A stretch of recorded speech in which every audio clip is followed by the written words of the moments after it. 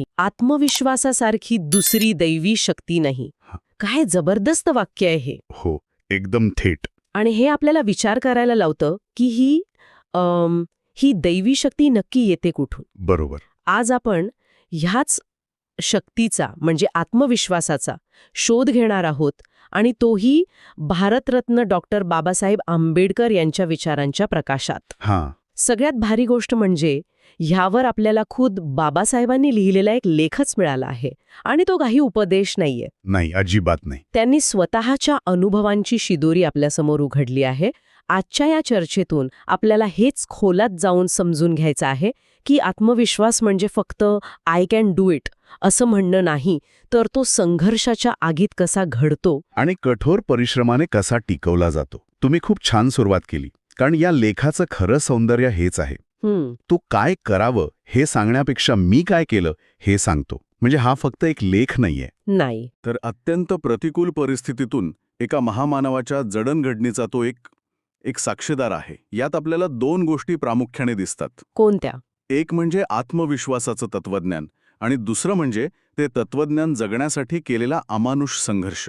वा. आज आपण या दोन्ही बाजू तपासणार आहोत.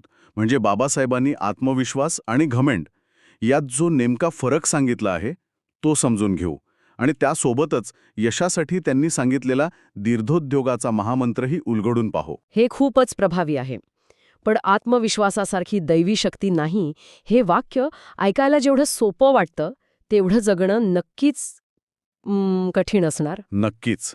अनेकांना वाटतं की आत्मविश्वास म्हणजे सकाळी उठून आरशासमोर स्वतःला काहीतरी चांगलं बोलणं, पण बाबासाहेबांना अपेक्षित असलेला आत्मविश्वास यापेक्षा खूप वेगळा आहे, नाही का? अगदी खूप वेगळा. आणि त्यांनी दिलेलं पहिलेच उदाहरण आपल्याला बरंच काही सांगून जातं. ते पहिलवानाचं उदाहरण. हो, ते पहिलवानाचं उदाहरण देतात.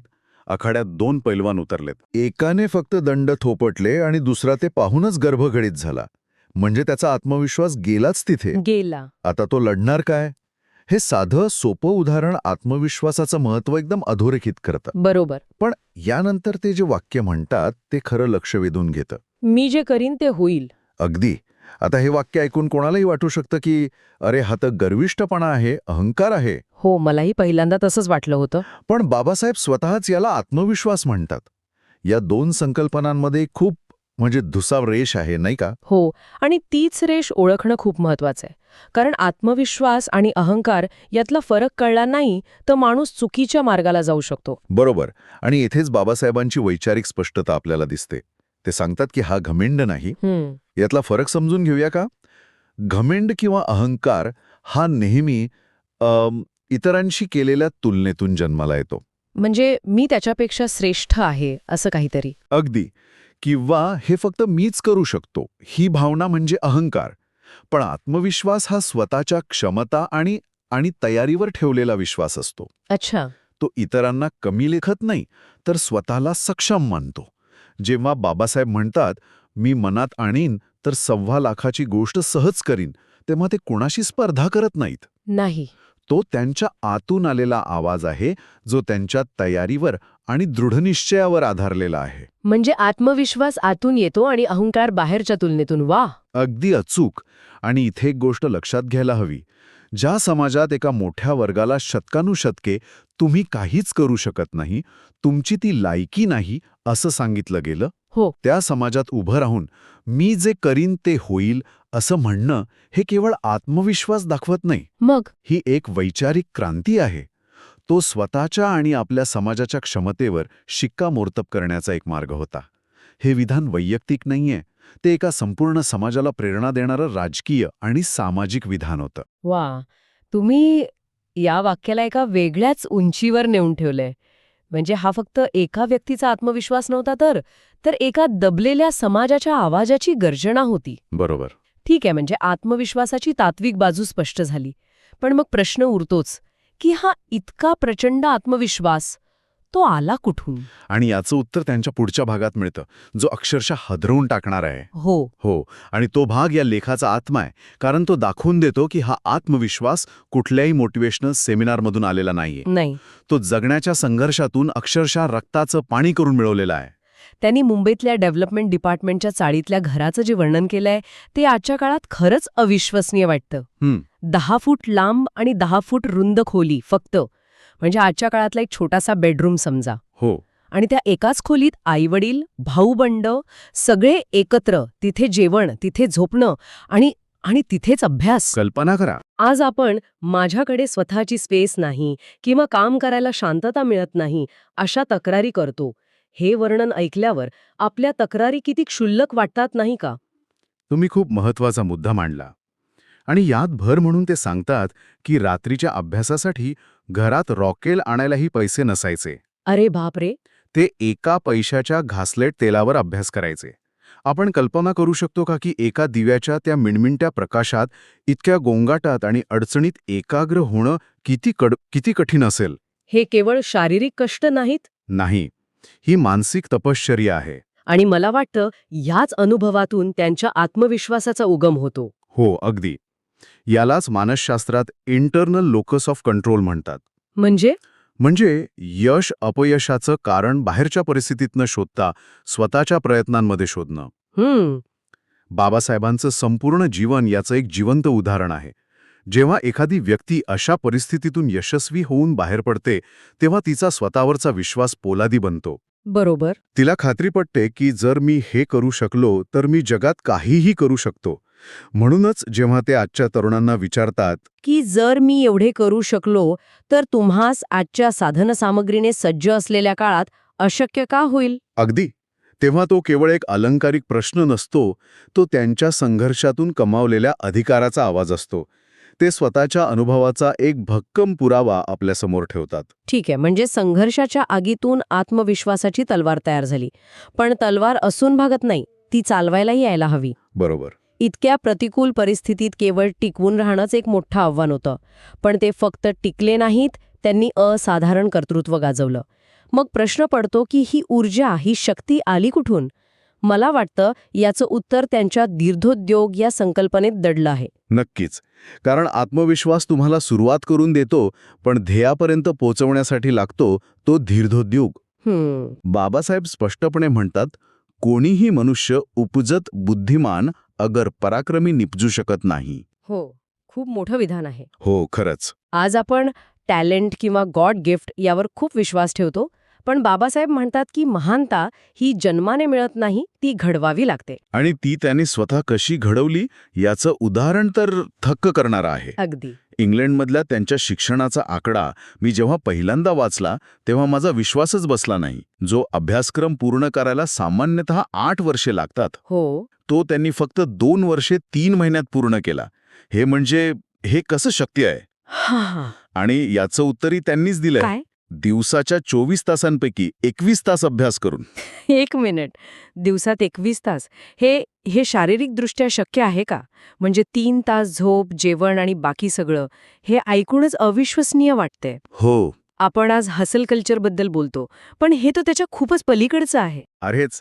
आणि इथेच आपल्याला दीर्घोद्योग या शब्दाचा खरा अर्थ समजतो. दीर्घोद्योग हा केवळ जास्त तास काम करणे यापुरता मर्यादित शब्द नाही. त्यात एक प्रकारची तपश्चर्या आहे, एक ध्यास आहे. जेव्हा तुमचं ध्येय इतकं मोठं आणि महत्वाचं असतं की बाकीच्या सगळ्या गोष्टी, अगदी झोप आणि जेवणसुद्धा आपोआप गौण ठरतात. त्यांच्यासाठी शिक्षण हे केवळ पदवी मिळवण्याचं किंवा नोकरी मोकळण्याचं साधन नव्हतं, तर ते समाज परिवर्तनाचं, करोडो लोकांच्या मुक्तीचं शस्त्र होतं. अगदी. आणि शस्त्र घडवायला अशीच तपश्चर्या लागते. ते तास मोजत नव्हते, ते ध्येय जगत होते. आणि ही वृत्ती केवळ विद्यार्थी दशेत नव्हती, ही त्यांची जीवनशैलीच बनली होती. हो. ते पुढे सांगतात की 40शी उलटून गेली असली तरी ते आजही 24 तासांपैकी 18 तास खुर्चीवर बसून काम करतात.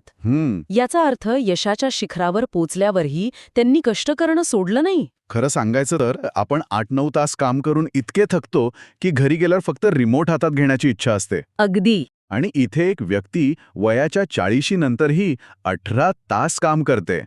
ही गोष्ट आपल्याला आपल्या मर्यादांवर पुन्हा विचार करायला लावते. हे काय दर्शवतं? की यश ही एक घटना नाही, ती एक अखंड प्रक्रिया आहे. ज्ञान मिळवणं, लिखाण करणं, समाजासाठी लढणं हे त्यांच्यासाठी श्वासासारखं होतं. त्यांच्यासाठी रिटायरमेंट किंवा ब्रेक या संकल्पनाच अस्तित्वात नव्हत्या. म्हणजे आत्मविश्वास, संघर्ष आणि त्याला जोडलेल्या अथक परिश्रमाचं हे एक एक त्रिसूत्र आहे. हो, यापैकी एकही गोष्ट काढली तर बाकीच्या 2 गोष्टी कोसळून पडतील. अगदी बरोबर. आत्मविश्वास तुम्हाला सुरुवातीची ऊर्जा देतो, संघर्ष तुम्हाला कणखर बनवतो आणि दीर्घोद्योग तुम्हाला यशापर्यंत घेऊन जातो आणि तिथे टिकवून ठेवतो. आजकाल स्मार्ट वर्कवर खूप बोललं जातं आणि ते महत्वाचं आहेच. पण बाबासाहेबांचं जीवन आपल्याला हे शिकवतं की काही ध्येय एवढी मोठी असतात की तिथे असाधारण हार्डवर्कला पर्याय नसतो. बरोबर. स्मार्ट वर्क हे हार्डवर्कची जागा घेऊ शकत नाही, ते फक्त त्याला अधिक प्रभावी बनवू शकतं. तर मग ह्या संपूर्ण चर्चेतून आपण काय शिकलो? याचा सार काढायचा झाला तर मला 3 महत्वाचे मुद्दे दिसतात. सांगा. पहिला म्हणजे आत्मविश्वास ही एक दैवी शक्ती आहे, पण ती आकाशातून पडत नाही किंवा विकत मिळत नाही. ती संघर्षाच्या भट्टीत स्वतःला जाळून कठोर परिश्रमाने कमवावी लागते. दुसरा मुद्दा जो याला जोडून येतो तो म्हणजे प्रतिकूल परिस्थिती ही तुमची शत्रू नाही, तर ती तुमचा सर्वात मोठा गुरु आहे. हो, जेवढा संघर्ष मोठा तेवढा तुमच्या आत्मविश्वासाचा पाया भक्कम होतो. कारण मग तुम्हाला कळतं की तुम्ही कोणत्याही वादळात टिकून राहू शकता. 10x10च्या खोलीतून ते जगाच्या सर्वोच्च विद्यापीठांपर्यंत पोचले, ही गोष्टच प्रचंड प्रेरणादायी आहे. आणि तिसरा, जो कदाचित सर्वात महत्वाचा आहे, मिळवलेल्या आत्मविश्वासाला आणि यशाला टिकवून ठेवण्याचा एकमेव मार्ग म्हणजे दीर्घोद्योग. म्हणजेच सतत अथक आणि प्रामाणिक परिश्रम. हो, यशाच्या मार्गावर कोणताही शॉर्टकट किंवा विश्रांती नसते. तो एक अविरत प्रवास आहे. बरोबर. आणि या चर्चेच्या शेवटी एक विचार मनात येतो जो आजच्या काळात खूप खूप महत्वाचा आहे. कोणता? बाबासाहेबांनी आपलं संपूर्ण आयुष्य आणि कर्तृत्व हे कठोर परिश्रमाच्या पायावर उभं केलं. त्यांच्यासाठी 24 पैकी 18 किंवा 21 तास काम करणं हे ध्येयप्राप्तीसाठी आवश्यक होतं. एक प्रकारचा त्याग होता तो. हो, वैयक्तिक आयुष्याचा, आरामाचा, सगळ्याचा त्याग. आणि नेमका इथेच एक प्रश्न निर्माण होतो. आजच्या काळात जिथे आपण वर्क लाईफ बॅलन्स म्हणजेच काम आणि वैयक्तिक आयुष्य यांतील संतुलन, मानसिक आरोग्य, बर्नआउट टाळणं या गोष्टींना खूप महत्त्व देतो, देतोच. तिथे डॉक्टर आंबेडकरांच्या या अथक परिश्रमाच्या तत्त्वज्ञानाकडे नेमकं कसं पाहावं? हां, खरंच विचार करायला लावणारा प्रश्न आहे. कारण दोन्ही बाजू बरोबर वाटतात. हो, एकीकडे ते असाधारण कर्तृत्व आहे, जे अशा त्यागाशिवाय शक्य नाही, आणि दुसरीकडे एक निरोगी, संतुलित आयुष्य जगण्याची आकांक्षा आहे. नेमका हाच तो संघर्ष आहे. प्रचंड मोठी ध्येय साध्य करण्यासाठी अशा त्यागाची आणि समर्पणाची आजही तितकीच गरज आहे का, की यशाची व्याख्याच आता बदलली आहे? संतुलित आयुष्य जगूनही मोठे यश मिळवता येतं का? की काही ध्येय अशी असतात जी तुमच्याकडून तुमच्या आयुष्याचा प्रत्येक क्षण मागतात? हा एक असा प्रश्न आहे ज्याचं उत्तर प्रत्येकाला स्वतःच्या ध्येयाच्या आणि मूल्यांच्या आधारे शोधावं